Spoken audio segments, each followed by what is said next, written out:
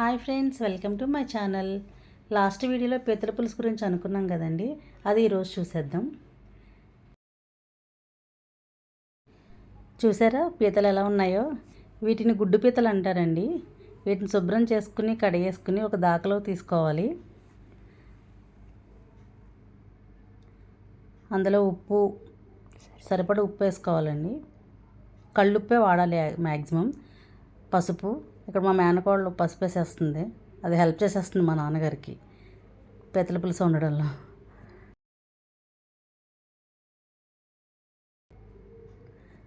ఒక పక్కన మిక్సీ జార్లో ఒక 4 ఉల్లిపాయలు తీసుకుని వాటిని కచ్చాపిచ్చా కింద గ్రైండ్ చేసుకోవాలండి, పక్కన పెట్టుకోవాలి.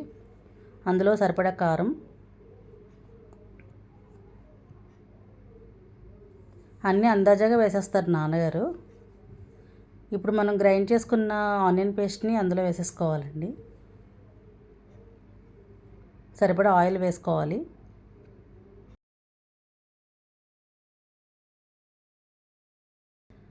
పచ్చిమిరపకాయలు ఒక 10 వరకు వేసేసారు.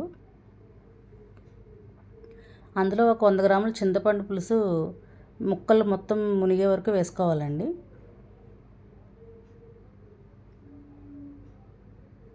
ఇందులో మసాలా చూద్దాం.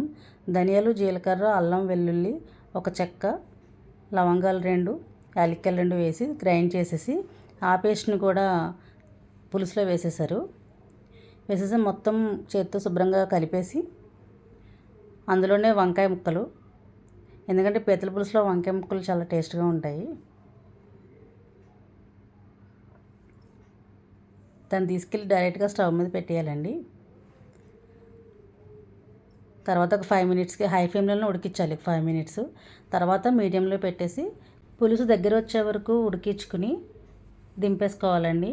అంతేనండి, టేస్టీగా ఉండే వేడివేడి పీతల పులుసు రెడీ. Thank you.